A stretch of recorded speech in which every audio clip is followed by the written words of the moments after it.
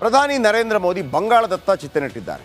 ಮೊನ್ನೆ ತನಕ ಫುಲ್ ದಕ್ಷಿಣ ಭಾರತ, ಈಗ ಬಂಗಾಳ. ಅಲ್ಲಿ ಎಷ್ಟು ಸಾಧ್ಯ ಅಷ್ಟು ಸ್ಥಾನ ಗೆದ್ದು ಮಮತಾ ರಾಜ್ಯಭಾರಕ್ಕೆ ಮೂಗುದಾರ ಹಾಕೋ ತಂತ್ರ ಮಾಡ್ತಾ ಇದ್ದಾರೆ.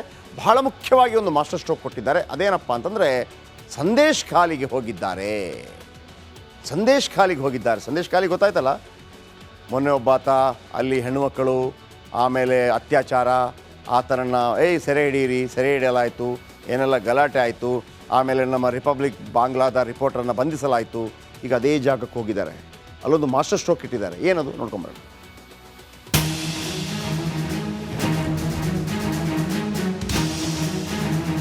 ಪಶ್ಚಿಮ ಬಂಗಾಳದಲ್ಲಿ ಈ ಬಾರಿ ಕೇಸರಿ ಸೇನೆ ಕಮಾಲ್ ಮಾಡಲೇಬೇಕು ಅಂತ ಪಣ ತೊಟ್ಟಂತೆ ಕಾಣ್ತಾ ಇದೆ.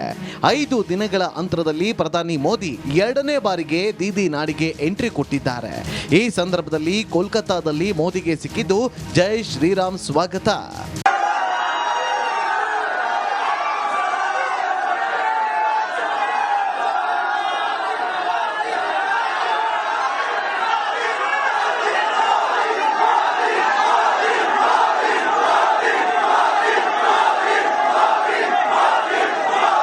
ಪ್ರಧಾನಿ ಮೋದಿ ಇಂದು ಬರೋಬ್ಬರಿ 12 ಕಿಲೋಮೀಟರ್ ರೋಡ್ ಶೋ ನಡೆಸಿದ್ರು. 24 ಪರಗಣ ಜಿಲ್ಲೆಯ ಇಕ್ಕೆಲಗಳಲ್ಲಿ ನಿಂತ ಜನರು ಮೋದಿ ಮೋದಿ ಅಂತ ಘೋಷಣೆ ಕೂಗಿದ್ರು.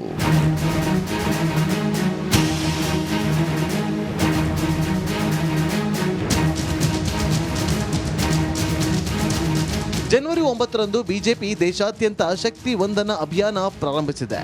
ದೇಶಾದ್ಯಂತ ಲಕ್ಷಾಂತರ ಸ್ವಸಹಾಯ ಗುಂಪುಗಳೊಂದಿಗೆ ಸಂವಾದ ನಡೆಸಲಾಗ್ತಾ ಇದೆ. ಇದೀಗ ಈ ಕಾರ್ಯಕ್ರಮಕ್ಕೆ ಸಂದೇಶ್ ಖಾಲಿ ಸಂತ್ರಸ್ತರನ್ನ ಕರೆಸಲಾಗಿತ್ತು. ಅವರ ಜೊತೆ ಪ್ರಧಾನಿ ಮೋದಿ ಚರ್ಚೆ ನಡೆಸಿದ್ರು.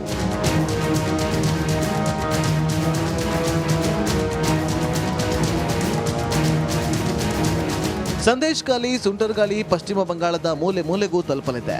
ರಾಜ್ಯದಲ್ಲಿ ಆಡಳಿತಾರೂಢ ಟಿಎಂಸಿಯನ್ನ ಛಿದ್ರಗೊಳಿಸುವಲ್ಲಿ ನಾರಿ ಶಕ್ತಿ ಪ್ರಮುಖ ಪಾತ್ರ ವಹಿಸಲಿದೆ ಎಂದು ಪ್ರಧಾನಿ ನರೇಂದ್ರ ಮೋದಿ ಕಿಡಿಕಾರಿದ್ರು. टीएमसी घोर पाप करे छे. संदेश खाली में जो कुछ भी हुआ उससे किसी का भी सिर शर्म से झुक जाएगा. लेकिन यहां की टीएमसी सरकार को आपके दुख से कोई फर्क नहीं पड़ता.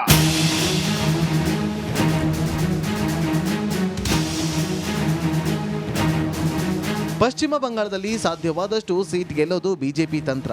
ಅದೇ ಕಾರಣಕ್ಕೆ ಪ್ರಧಾನಿ ಮೋದಿ ಪದೇ ಪದೇ ದೀದಿ ನಾಡಿಗೆ ಬಂದು ಟಿಎಂಸಿ ವಿರುದ್ಧ ವಾಗ್ದಾಳಿ ನಡೆಸುತ್ತಿದ್ದಾರೆ.